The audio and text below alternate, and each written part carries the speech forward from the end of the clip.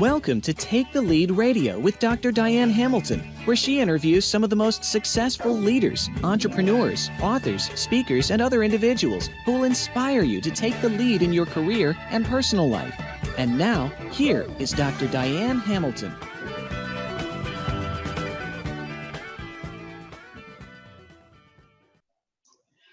I am here with Dina Dwyer-Owens, who is the brand ambassador and head cheerleader, formerly the chairman, CEO, and president of the Dwyer Group, which was recently acquired by Harvest Partners.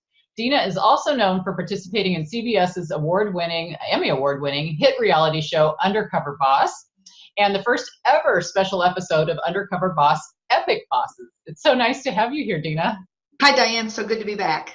Well, it is nice, and I don't get a lot of people on my show more than once because, it gets so busy. But what you've been doing is so interesting to me that I was really glad to have a chance to chat with you about your recent acquisition.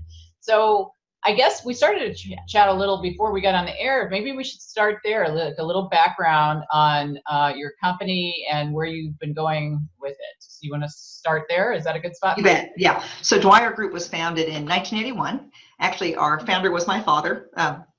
Many people grow up in family businesses, so they know just how hard it is to work for a founding father. But he had this amazing vision for having this collection of franchise companies serving the same customer base. He also had a very clear code of values in the way in which he wanted to operate the business. So he took the company public in 93, died of a sudden heart attack in 94, Diane, and left a real void in the organization. So our biggest fear as a leadership team is how do we keep this culture special? And the culture was so special because Don had these clearly written values that he held us accountable to every day. When he passed away, we thought, what do you do now? The guy who would always tell us, you did a good job living up to this value, but not so good on this one, was gone. So we operationalized the core values. And today it's the theme of living rich. So it's about living with respect, integrity, customer focus, and my favorite, having fun in the process. Yeah. And below each one of those values, the categories of values, we have very specific values or value statements. For example, under respect, listening with the intent to understand what's being said and acknowledging that what is said is important to the speaker would be an example of what we mean by respect. Under integrity, we would have asking clarifying questions if we disagree or don't understand. Under customer focus, it would be making our best effort to understand and appreciate the customer's needs in every situation. Then, of course, having fun is as long as it's moral and ethical. You should be having fun as you grow your businesses. So we built this great foundation at Dwyer Group. Yet being a publicly traded company didn't make a lot of sense for us. We were quite small. Sarbanes-Oxley came along, so cost of being public went way up, and we decided it's time to go private. And happened to be approached by a lot of private equity groups. I really didn't know what private equity was back in the early 2000s. Right. And so I got to learn private equity very quickly. One company in particular would not give up on trying to acquire Dwyer, and it was the Riverside company. And so they basically said, just let us come to Waco. Let us get to know you guys. And I said, fine. You can see what the numbers are because we're publicly traded. Let's get to know who Riverside is and give you a chance to get to know Dwyer and our culture, because it's critical that we protect this culture we work so hard to create. It's all about relationships, right? Right. So along the quick story is I wanted to check every reference that they had ever had. So they were a much smaller company back then. I called every company that they had acquired in the past, talked to every CEO or founder. And the big question was, how likely are you to do this again if Riverside would come along and do it again? They said they would do it all over with Riverside. So they passed the test. We merged with Riverside. They really helped us grow our business over about a 7-year period. Then they sold their shares. We picked another private equity partner called TCP. Grew the company beautifully. In 3 short years, Riverside came back, the original partner, and said, look, just raised $1.5 billion, looking for great companies to invest in. Hard to find great companies. They said, we love your culture. We love the values really do drive how you build the business. We love the leadership team and how much they care about the business. And then we love the growth opportunities that franchising has to offer. Would you, the management team, and your current private equity partner consider selling back to us? We know it would take a premium or you'd never do it. Right. So sure enough, the management team and our TZB partner at the time all said, let's make this quick. If you're really interested and you're really willing to pay a premium, let's get it done. And we did. And Riverside basically paid about double what they had sold us for just a little, over 3 years earlier. But they cited our values as one of the primary reasons they wanted to do business with us. We were the first company that they had ever reacquired in the history of Riverside. And I think today they've totally acquired 500 some odd companies. And now they've done a few more since then because it proved to be very fruitful. And then Mike Biddle, our CEO, I promoted Mike to CEO back in 2014. And Riverside reacquired us shortly after that. And Mike and the team partnering with Riverside took the company to a whole new level. For a 37-year-old company, Diane, we've grown at 125%. And our enterprise value has tripled. Wow. So what I like to think is that values create wealth, and wealth in so many ways, but I think the wealth first starts with those strong relationships you build with all those stakeholders that are so important to every business. It's interesting all that you're talking about. I actually cite you quite often in my courses because of your book, Values Inc. I think you began the book with Enron's statement, didn't Yes. you? Yeah. So I talk about that in my classes, and I think that it's really interesting to look at, I teach a lot of ethics courses, and ethics is so subjective. Values are so subjective. I mean, you've got things written on behind you, which are really important. And I worked for a company that did the same thing. They put it on their wall. It wasn't quite as lovely as yours, but it was, there to remind you. But if it's so subjective, I guess this ties into my research on curiosity, because I'm writing a book about curiosity, which I think is really important to develop, to build engagement, to build innovation, to build, to improve productivity. How does that fit into your values? I mean, do you promote, sparking curiosity in people? And if so, are your values still aligned to your father's original values, or have they changed? Well, my father's original values were very much belief systems. So things like loyalty adds meaning to our lives, and how important it is to be loyal to your team and your family. Another one that I never forget that my father had was, we must re-earn our positions every day in every way. So his were more, again, belief statements. So what we did is we operationalized those. So ours are very specific. And when you talk about curiosity, it reminded me of one of our values that I really encourage our franchisees and employees to work hard at living. And it's, everyone has the right to their own perspective. Because we live in a world where we're all raised in different environments by different parents and different cultures. We're naturally going to have different perspectives, but I try to get them not to get stuck on it, because you kind of feel the wall go up when we say that value. It's kind of like, oh, wait a second, I don't want to agree with somebody else's point of view. I like my own point of view.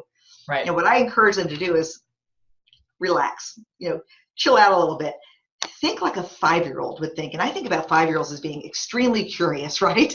Right. What do they say the most? Why? Why? It's kind of like, ah.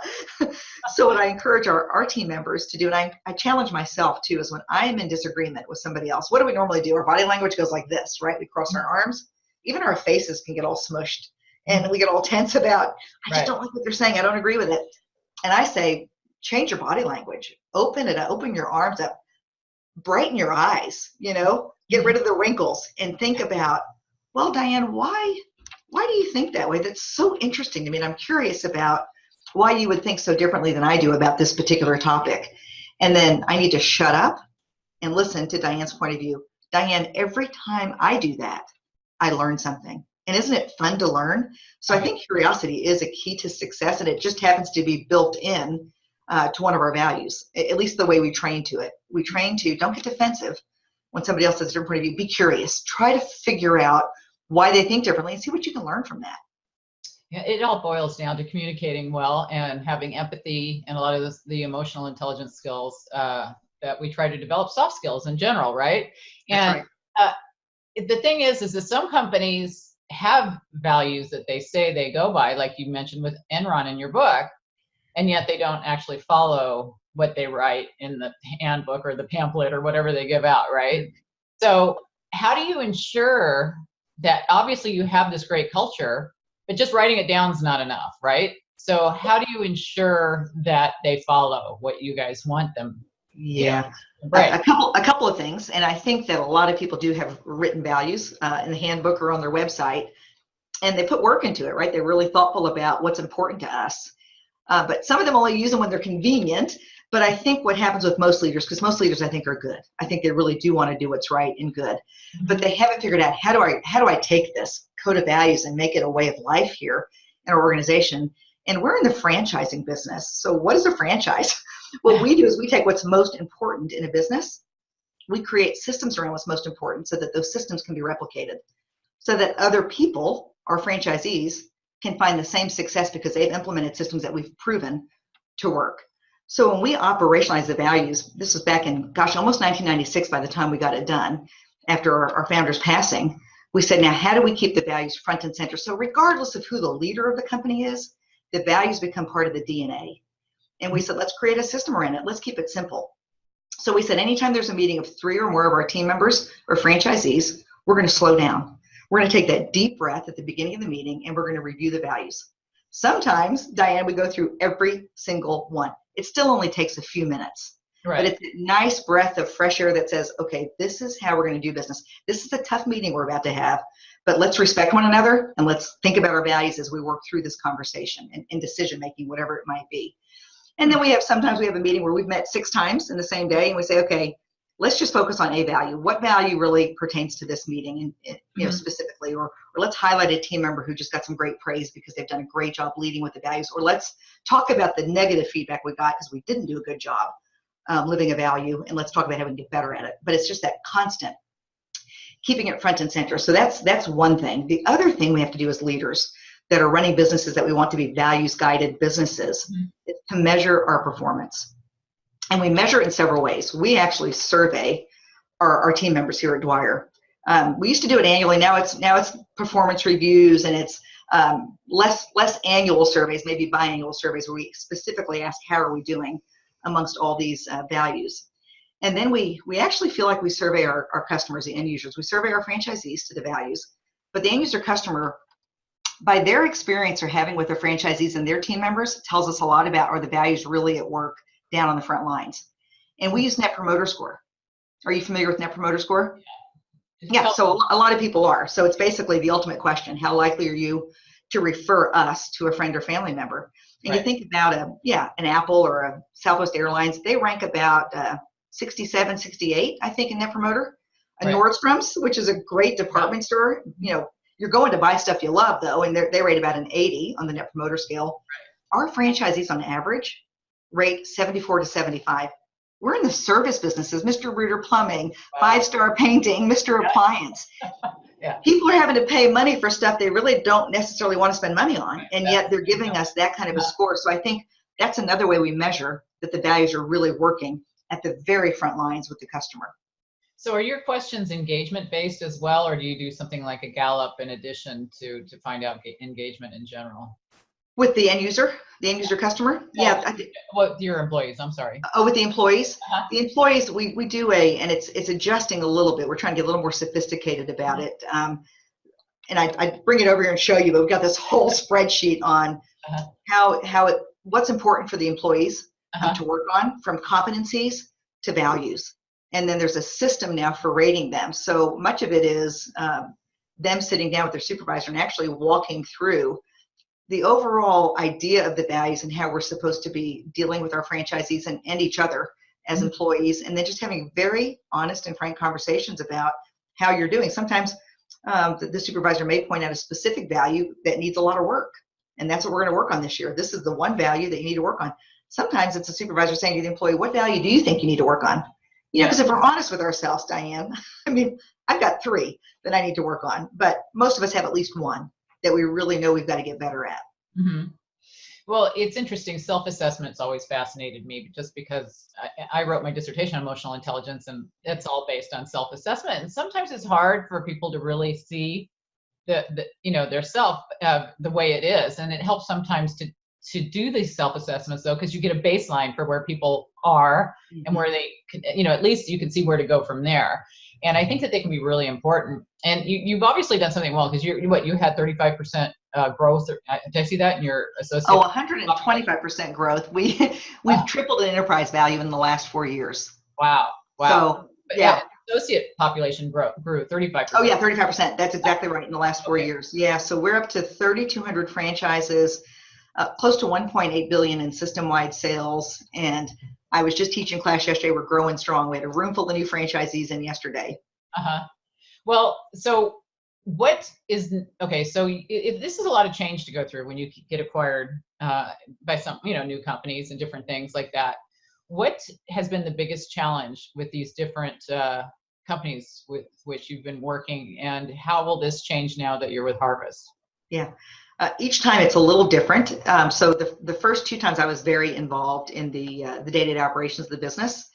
So this last time with Riverside in particular, I was in a co-chairman's role. And so our CEO, Mike Bidwell, really spent time with the operating partner from Riverside. And I think what was difficult, but so good for our company, and Mike, our CEO, would say this, is that they really had us clear away all the debris, right? All the stuff that you think you need to be working on, and get very clear about, no, these are the 3 things in each one of the, the kind of the main areas of our business that we need to be focusing in on, and then put that into a spreadsheet with some very clear tracking. So who are the champions for this? What are the timelines? And then not letting the other stuff get back into the pile of debris, right? Because it's so easy to go down a bunch of bunny trails and get distracted. Our CEO is so good at staying focused. He acquired 11 businesses with the help of Riverside and a big team in that 4 years. And those businesses, I would say, Diane, that our values drove much of those acquisitions, because they were relationships that we had built over years, not in all cases, but in many cases, where they said, it's time for me to sell. I want Dwyer to be the home for my franchisees because I can trust Dwyer. They don't just say they have values, they strive to live them. We're not perfect, but we strive to live in that. That's the experience they had. We even had a company, Real Property Management's our latest acquisition, and they're based in Salt Lake City, but they called us and said, we're looking to sell, and we can't think of a better home than Dwyer. We had not really built a strong relationship with them, but over the years, probably in the franchising shows and stuff, we've gotten to know them a little bit. Right. So here again, the values have really driven a lot of our success. So the private equity groups come in and they've got their idea of where they think they can add value. The good private equity groups are all about adding value so that they can help grow the business so everybody wins, because it's a partnership. So with Harvest, it's new. I mean, we just closed the deal May 31st.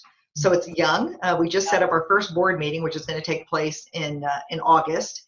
And in the meantime, I believe they're coming down with their team in July to meet with our CEO and the growth team, just to talk about, again, strategies. What are the key strategies? And we've got a great plan in place already, but I'm sure they're going to talk about how do we make it even better.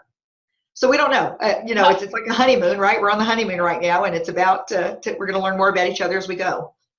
I've known a few companies, especially in education, where they've gone from public to private, and your reasoning, you were saying, size and different things. Now that you're growing, would you ever want to go public again? Is this always going to be a private situation?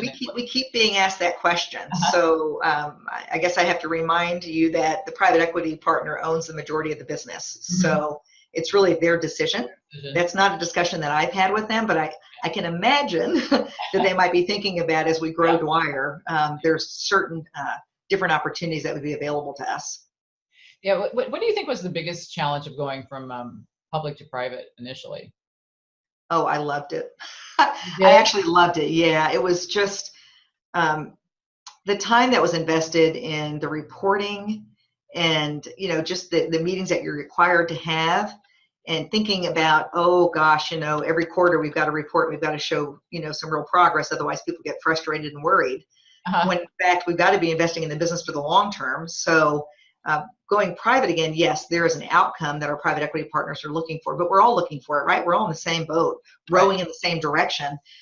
So I think it was more fun, to be honest with you, because it was about what's best for the business long term, and let's all jump in and work really hard and make that happen. And the rewards seem to be greater, to be honest with you.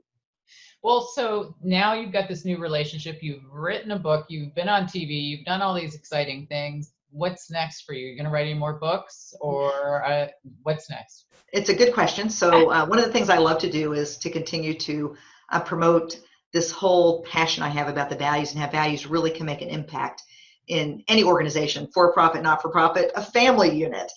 So I want to keep spreading that message and sharing what we're doing at Dwyer. And as we grow, I want I want to be able to prove to people that, yeah, we can get to 2 billion and 3 billion and still have this unique culture based around our core values because we're hiring the right people that are aligned with our values. We're awarding franchises. By the way, we're looking for great franchisees.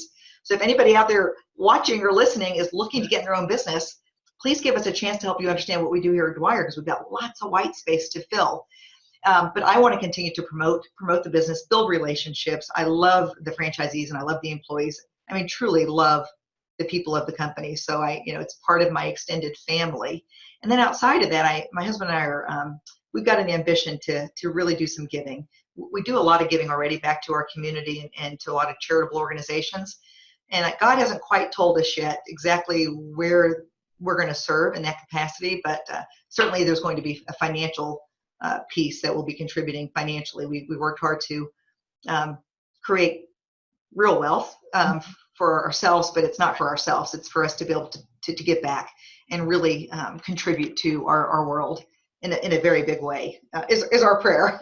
Yeah. So we're working on that too. So we're working with some advisors trying to come up with what we think our plan's supposed to be, and it'll all come into place when it's supposed to, I guess. Yeah, well, it looks like everything you've done has been really impressive, and I've always enjoyed talking to you on the show and in our correspondence. And I loved your book, and I've told a lot of people about this book. I think it's a really valuable lesson for all my students and everybody else, of course.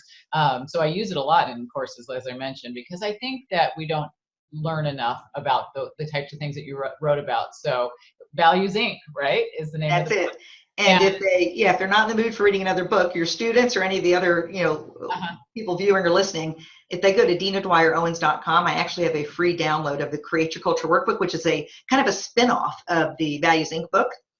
So whether, again, you're a mother raising kids and you want to try to get your own core values for your family put together, or your organization that already has written values, but you're not doing a very good job living them, that Create Your Culture Workbook could be a benefit to you. Yeah. And that's free because you're having me on your show. Thank you, Diane. Thank you for offering that to my audience. I really appreciate that. It was so nice to have you on the show, Dina. Thank you, and keep up the good work. You're making a difference.